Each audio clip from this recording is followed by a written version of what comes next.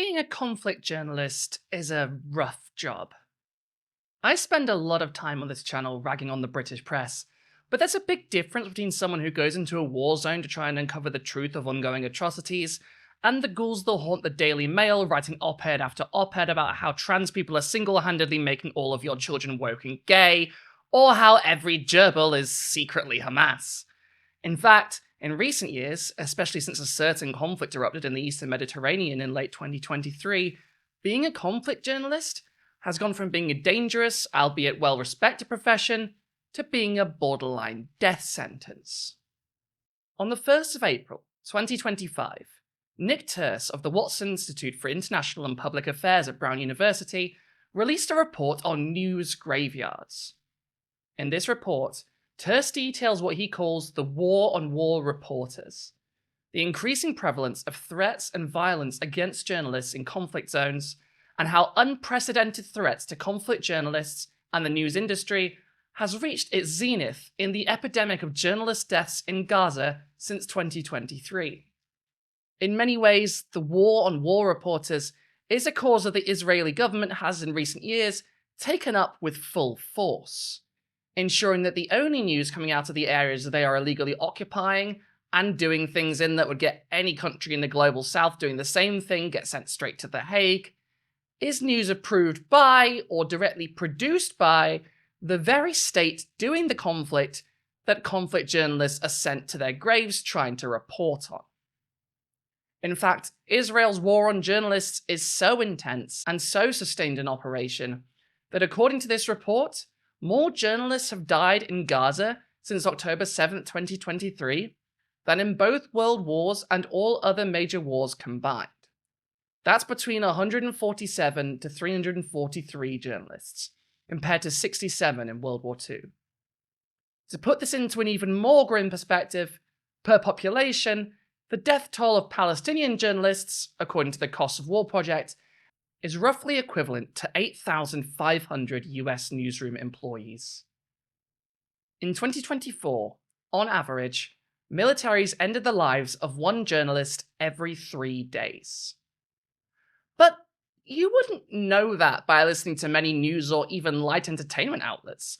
Lots of supposedly fair and or balanced news networks have taken it upon themselves to make excuses for actual war crimes, purely because the country doing those crimes is an ally of the United States and of Europe.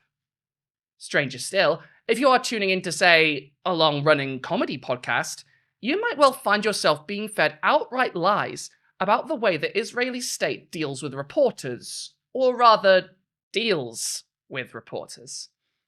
I can't get any security assurances against Israel, obviously. Well, bro, it's not like Israel that is worried. Look, it's not like Israel's going to do a precision strike on Hassan. They don't fucking. Yeah, but it is dangerous. It's a war zone. Like I agree, it's dangerous. They might. It's a war zone. They may. But what? He was in the running for anti-Semite of the year. They may. Nah, I don't think you guys understand Israel. It doesn't work like that. They're not. It's not like. But regardless, I agree. It's dangerous, right? Yeah. It's dangerous in a war zone. Right. Not because Israel will like target him.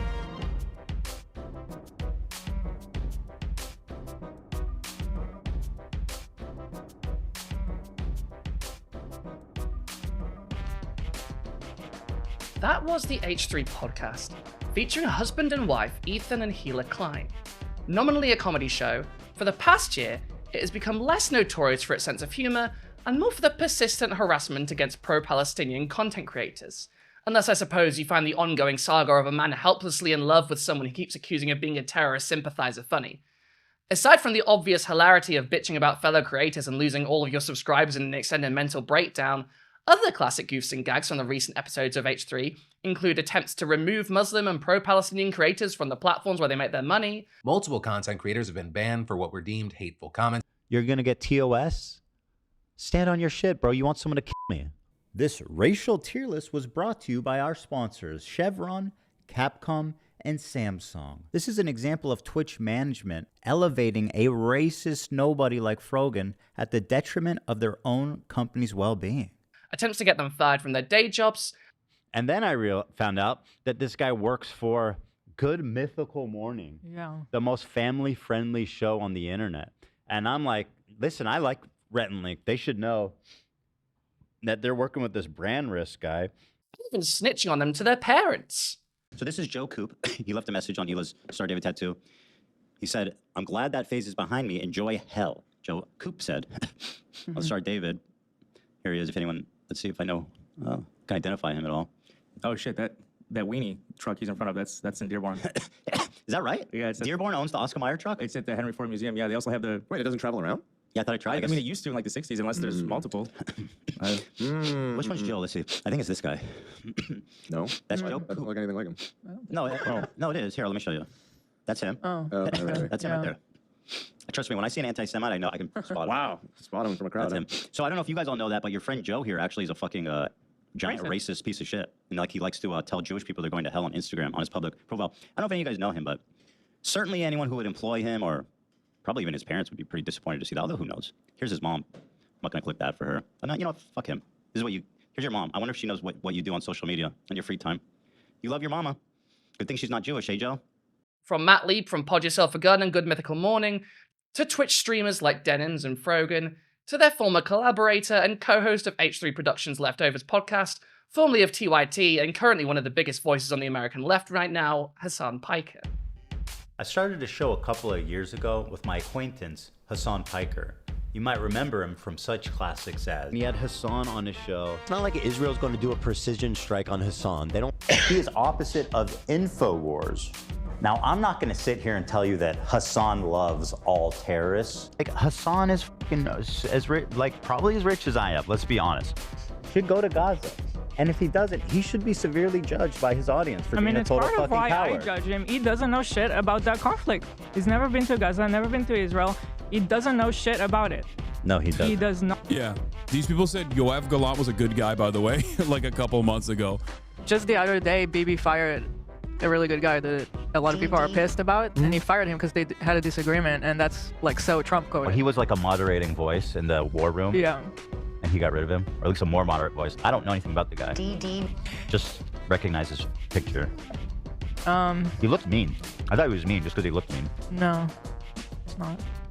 You're saying Israel does that on the daily, okay? Now, I'm not denying that. I'm not denying that. So are you... On episode 61 of the Leftovers podcast, posted on the 12th of October 2023, only a few days after the beginning of the ongoing in Gaza that claimed the lives of a low estimate of over 64,000 people between October and June alone, Ethan and Hila Klein of the H3 podcast debated the issue of Israel-Palestine with the other co-host of the podcast, Twitch streamer Hassan Piker. From the clip I showed earlier in this video, you might think that the topic of journalist deaths in Gaza wasn't touched upon. After all, it's not hard to look up the many headlines about how 2024 was the deadliest year for journalists on record, and which country is responsible for that reality. However, despite Hila's testimony, which should come with some lived experience as an Israeli citizen who served in the IDF, that Israel doesn't target journalists. It's not like Israel that is worried Look, about. it's not like Israel's going to do a precision strike on Hassan. They don't fucking... Yeah, but I it is don't- dangerous. It's a war zone. Like, I agree, it's dangerous. Sure, They it's may. a war zone. Nah, And it's I a don't think different you guys world. understand Yeah, it's a Israel. It different doesn't work world. like that They're there. not... She and Ethan do know at least about the case of the journalist Shireen Abu Akleh, because it was on this episode that Hassan Piker discussed her murder at the hands of the IDF.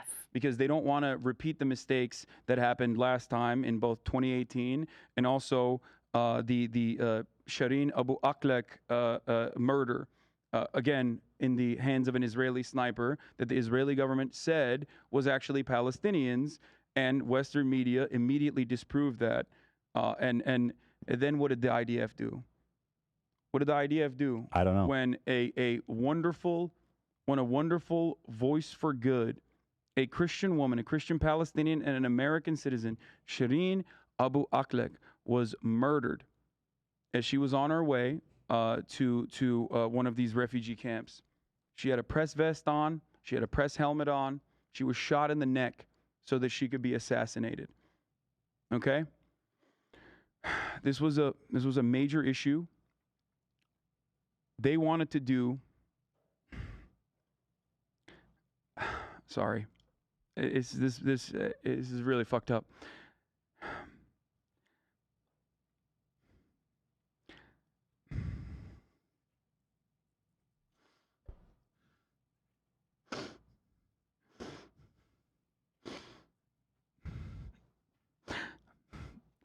They went to her funeral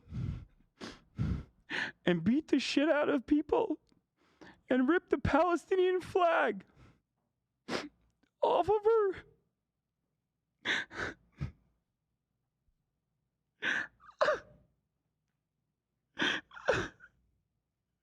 Palestinians can't have a moment of peace in this fucking world.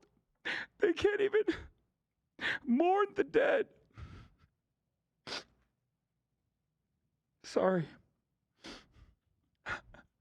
The IDF went in and beat the shit out of the Palestinians that were mourning her at her funeral, that were holding her casket, and ripped the Palestinian flag off of her casket. How is that allowed? How can that continue? How do you not see that? That's in the West Bank. This is a Christian woman. This is not a Muslim. This is not Hamas. This is a journalist that was beloved in the Muslim world. And she was assassinated for speaking out and trying to shine a light on the atrocities. This was fated to be the last episode of the Leftovers podcast. And it seems from at least this side of the screen that some of the people in that room learned absolutely nothing from this harrowing story. But this podcast has a huge audience, an audience that deserves to know the truth. So today, I, Bridget Empire, science and culture correspondent for Turf Island's state-affiliated media outlet, The Daily Telegraph, I'm going to talk briefly about Israel's war on journalists, a mere snapshot of the cruelty that has fueled the last year and a half of in Gaza.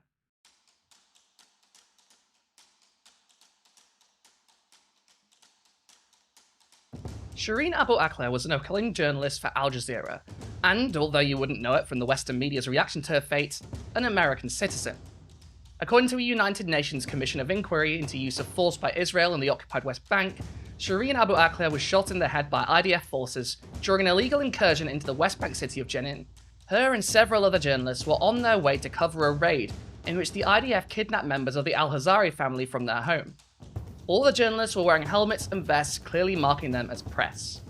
By the time Abu Akleh arrived at the hospital, she was already dead.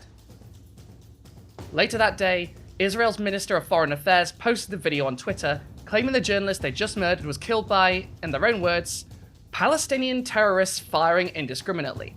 2 days later, they released the findings of an investigation they conducted on their own murder of a journalist, saying it was impossible to determine who'd killed Shireen Abu Akleh, and offered two possible scenarios of what happened. The first, that hundreds of bullets had been fired by Palestinian gunmen in multiple locations. The second, that she died in a shootout between Palestinians and the IDF for standing too close to the Palestinian gunmen. Neither of these, as it turns out, were anywhere near close to the truth. An autopsy of her body eventually revealed the cause of death was a tear of the brain tissue caused by a penetrating gunshot injury into the cranial cavity. It identified the ammunition and type of rifle used, and concluded that the shots that were fired by the Israeli security forces, one of which killed Abu Akleh, were deliberately targeted at the upper body region of the journalist, with the intention to kill. On the 6th of December 2022, in response to the request of Al Jazeera to the International Criminal Court to investigate the death of Abu Akleh, the then Prime Minister of Israel, Yair Lapid, stated, "No one will investigate IDF soldiers, and no one will preach to us about morals in warfare. Certainly not Al Jazeera." Again, Shireen Abu Akleh was a journalist and an American citizen. Intentionally targeting journalists is a war crime. Although if Israel cared about international law, they wouldn't have been illegally occupying the West Bank and arresting residents in occupied territories to start with. So, in for a penny, in for a pound, I suppose is the attitude. And yeah, 2 years later, it certainly seems like the state of Israel can do war crime after war crime and face absolutely no consequences. From in Gaza, to use of booby traps in Lebanon, to raising the occupied West Bank, to, well, being responsible for the deadliest year for journalists on record. But Shireen Abu Akleh was killed by the Israeli military almost a year before October 7th. This is not a new practice for the IDF. This is how the IDF and the Israeli state hide the atrocities they have been doing since the occupation of the West Bank, in the many invasions of Gaza, and their violence against Palestinians since 1948. Since October 2023, however, the speed and intensity at which these atrocities have been committed has been terrifying. And the concentration of these crimes in such a small space of time should, you would think, make them incredibly difficult to ignore.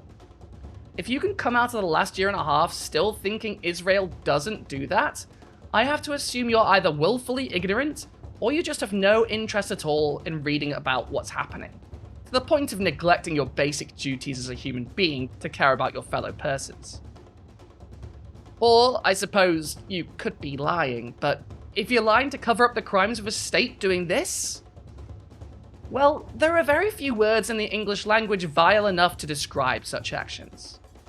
But why a journalist? What reasons would you have for stopping people from accurately reporting on events that you insist are moral and justified? I mean, I'm British. Our media is full of the most detestable ghouls this side of the literal fucking astral plane. They've axed that because Robin Hood is not inclusive enough. What? Are you serious? I'm serious. Semi-skim, they don't like that. Oatmeal, what on earth's that when it's at home? Almond milk, all I want's proper bloody milk, not left-wing options. An individual with a service, and I thought this is preposterous. Yeah. You're talking about women, aren't you? Yeah. Every woman and girl has access to a same-sex toilet, and that means if you've got a todger, you ain't coming in. Yeah, I mean, there's been lots of talk about how do we actually police this. We can't really expect staff of leisure centres and cinemas and stuff to sort of check people's bits or check whether they think somebody should be in the right toilet or not. But I think this is a really good start. But I'd never any of them. Rupert Murdoch has done more damage to the world than most people who've ever lived. But I'm just waiting for old age to take him, to be honest. I mean, look at him. He looks like a pickle someone left out in the sun. To be honest, as a trans person from the UK, I'd have to be very wary of making any snide comments about journalists, given the libel laws here, and how journalists in general in this country have a hate boner for us. But if I think about the direct action I need to make my home country a better place, I wouldn't start with The Guardian or the Daily Mail. I'd start, as all stories of socialists from Nottingham do, by stealing all of the gold from the Sheriff of Nottingham. And to be honest, if the Israeli government truly cared about making the world a better place, they could do worse than wealth redistribution and ending the apartheid, ending the denuclearization, paying reparations, and rehoming the displaced Palestinian population, and sending Netanyahu to The Hague, and... Wasn't I talking about Robin Hood a second ago?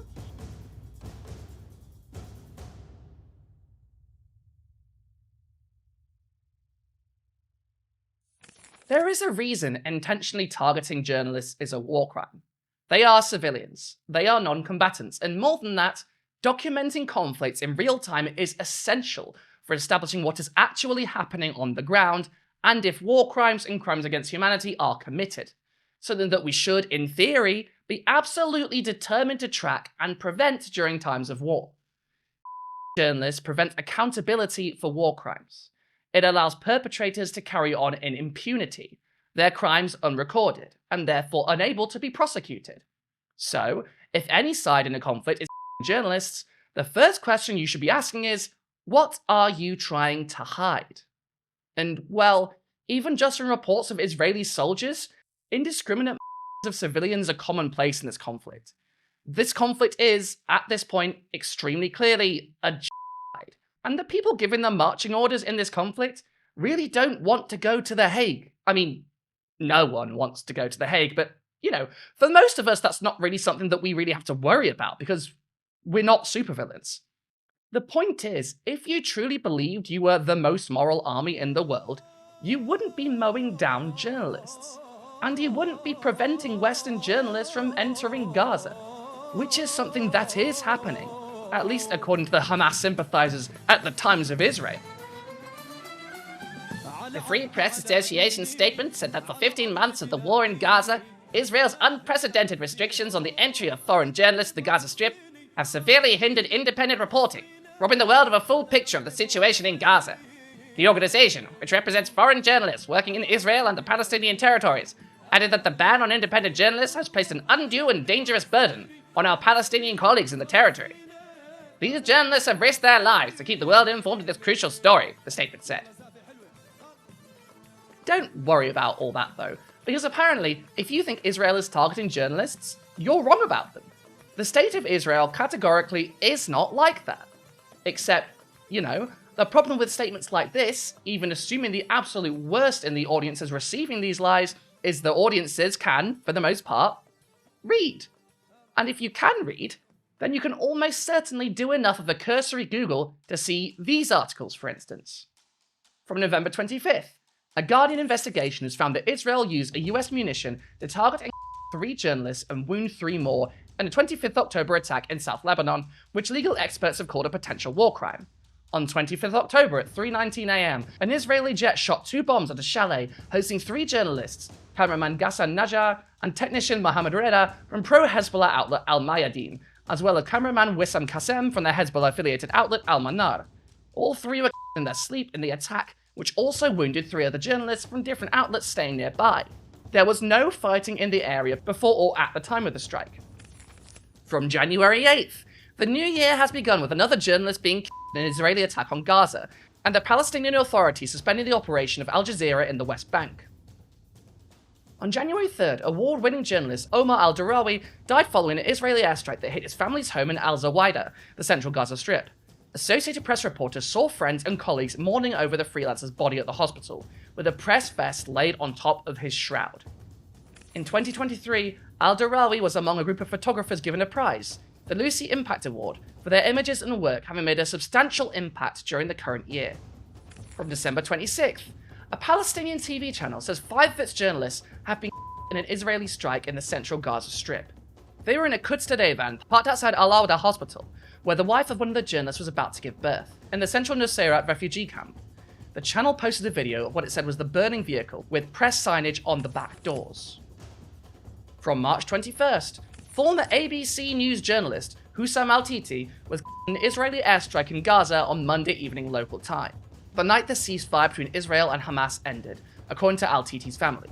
Al-Titi was a sound engineer for ABC News for 20 years until 2014, when he left the company and became a teacher. He lived in Gaza City with his wife, daughter, and 3 sons, but he was in Deir al-Balah in a displacement camp when he was Al-Titi's wife, daughter, and 3 of his sons were taken to the hospital after the airstrike. This wasn't just a one-off. This is a consistent pattern, and many organizations have taken notice. These are not the actions of an army that isn't like that. Bitch, they are like that. They are that. They all but laid the blueprint for that. They feel untouchable. Israel has the full and unequivocal support of the United States of America.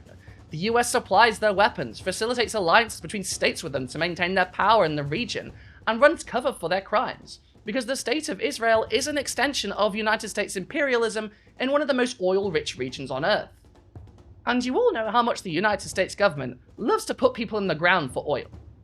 In fact, even if one of the many countries that is signatories to the Convention actually grew a pair and arrested Netanyahu and sent him to The Hague, if the USA chooses, it always has the option of utilizing its plans for shutting down the whole thing using George W. Bush's American Service Members Protection Act of 2002, aka the Hague Invasion Act, which is, well, it's what it sounds like. Nevertheless, despite the best efforts of Western states and the majority of mainstream media outlets to minimize the horrors of the precedent Israel is setting with these atrocities on journalists, there are those who have documented the killings, compiled the evidence, and spoken up. And that's how we ended up with even outlets like the Hamas sympathizers at CNN reporting that 2024 was the deadliest year for journalists on record. At the time they wrote this article, they reported at least 124 confirmed murders of journalists that took place in 2024, 70% of which died at the hands of Israel. These numbers came from an annual report from the Committee to Protect Journalists, recording the highest numbers of slaughtered journalists since they started keeping records over 30 years ago, beating out the 113 slaughtered in 2007 at the hands of the United States and its allies during the Iraq War. The United States did set a precedent, and now their primary partner in the region is following through on that precedent. And this pattern is obviously not without reason. It's a deliberate effort to cover up what the IDF is doing in Gaza, the West Bank, and Lebanon. In fact, the report directly accuses the Israeli government and the military of trying to stifle investigations into their killings of journalists, including officially blaming journalist deaths on the journalists themselves, and completely failing to hold their military personnel accountable for blatant war crimes. And this is partly due to the absolute failure of the international community to hold Israel to account for these horrors. From Al Jazeera in October, the apparent targeted of 3 media workers in an Israeli airstrike in southern Lebanon on Friday has renewed calls for ending impunity for Israel's abuses. Advocates say the mounting death toll of journalists by the Israeli military in the expanding conflict is a result of the failure of the international community, particularly the United States, Israel's top backer, to hold the country accountable. The events of recent days are alarming and should serve as a wake-up call for the US government and other states that have the power to hold the Israeli government to account and put a stop to this violence, said Rebecca Vincent, campaign director at Reporters Without Borders. Friday's deadly attack in Lebanon targeted a compound where several journalists and media workers were staying, in an area removed from fighting. There was no warning before the strike, which destroyed several buildings and left cars marked press covered in rubble. And listen, I know that hearing numbers and then reports can sometimes be hard to truly internalize. We're human.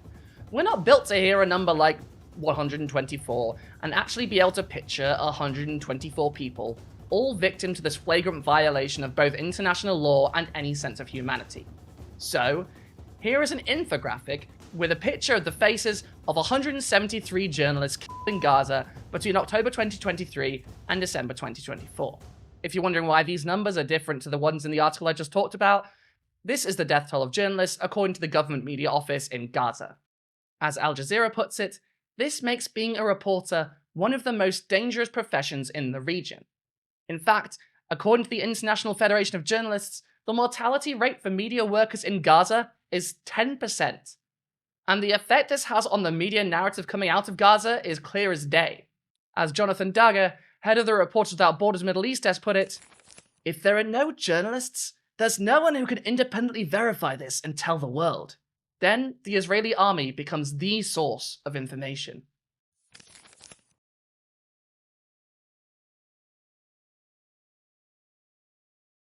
Denying these crimes, or even downplaying them, does the world a massive disservice. People need to know the truth, especially when these stories are nowhere near as widely reported as they should be, considering their nature as flagrant and prolific violations of international law.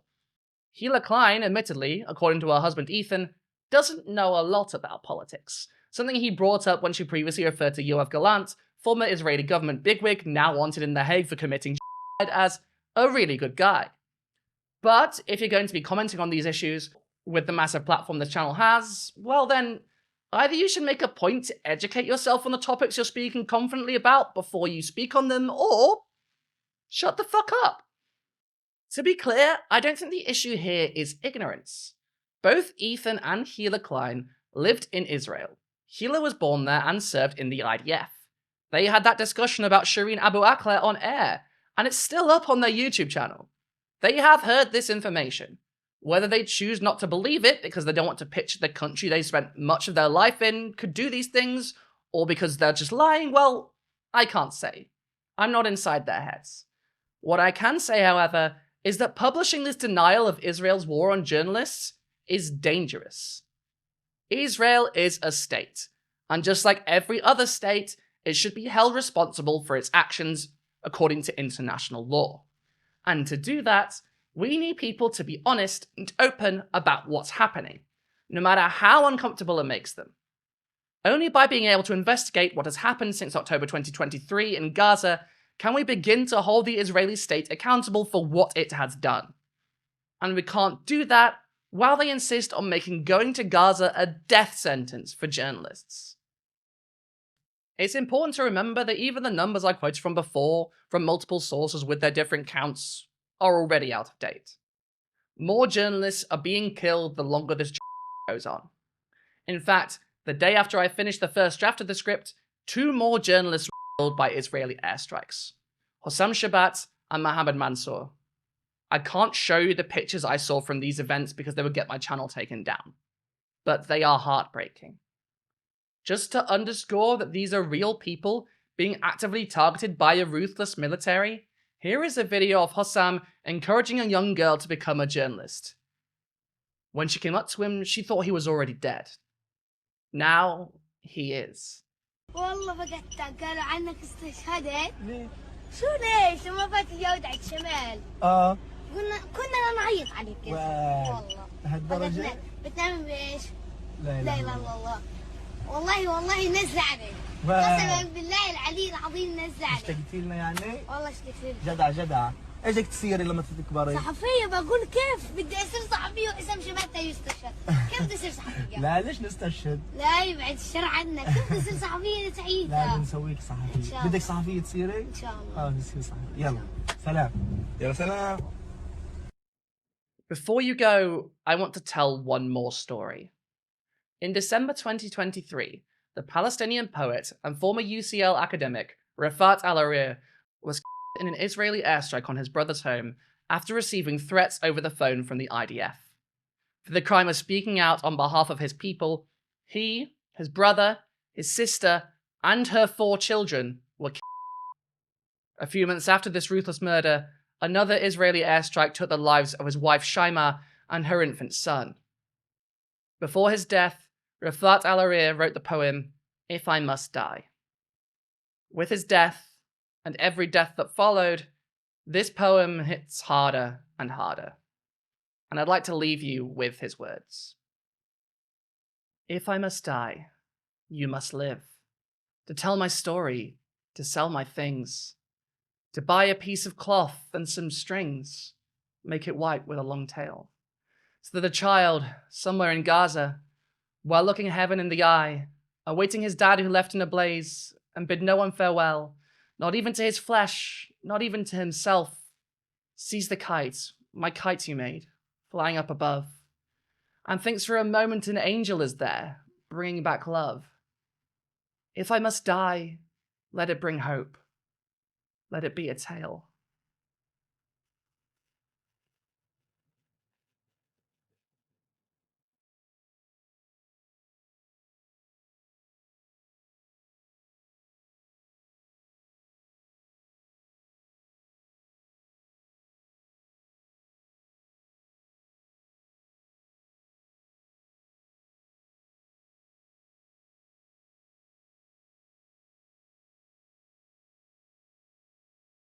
Hey, thank you for watching this video all the way to the end. I'm sure that was very depressing, but I've got to make it a point every now and again to make sure we're still talking about these fucking horrors. I'm sure this is probably also demonetized, so if you want to give me money so I don't have no money to eat, and thank me for writing this. I mean, you don't have to if you didn't like it, I suppose. You can, you know, besides the leave a comment, subscribe, and tell your friends about it thing, which you also should do. You should share it with everyone. You can give me money on Coffee or PayPal with one-time donations, a little tip. Or you can sign up to my Patreon or YouTube memberships, where you'll get early videos like this one, access to the members-only Discord, my Nintendo Switch friend code, and some exclusive content I've done, such as long-form interviews with some other cool YouTubers. And in addition to all that good stuff, you'll also get your name read out at the end of each video, just like these lovely people. Lee Wilkins, George Geddes, Kira B, No Sparkling Heart, Corey, Matt J, Mighty Than the Sword, Carolyn, Imogen Q, Luciano Frias Andrade, Adam, Harry, Ndog191, Cav, Quesadilla de Tortillas Azul, Leron, Adam Lees, Daniel Nevels, no, not that Paul, MB, Madeline Aguirre, Ben Murphy, Lex Phoenix, Enter Kurzitz, Miradi, Jade Senior, Boa Ear, James W, Marva and Or, Thoron Gill, Bob the Builder, 5445554, Deborah Laboon, Vegas, Zilla Zathanium, Vince Whitaker, Amelia Lissette, Jason Haig, Frank McManus, Susan Foster, Helen Ariel, Sierra Whiskey, Orestria, Ali Catgill, John N, Lloyd Luciente, Jason Cribbett, Shield Vaden, Robin Podolsky, Turtle, Troom, Casual Observer, Manta Ray, Courtney of Burmack, Sleepy Slug, Philippa Tebrogger, Soma Piglet, Brain Do, Sharty Wolf, Rick Noble, Diana McMillan. I don't know why I tripped over your name. I've said it many times. I know you're the best. Caroline Regalado, Alexander Lilly, Howard Lott, Nerania, Scarjan, Joey Cobalt. Thank you all so much. Sorry for not having my face on this one. This wasn't like an aesthetic choice, although I probably wouldn't wear a wig for this one. But my lips are massively chapped, and I think that'd be very distracting from the message. So next time you will see my face, hopefully my lips will be healthy, and with any luck, these horrors will be over soon. I fucking hope so. All right, goodbye.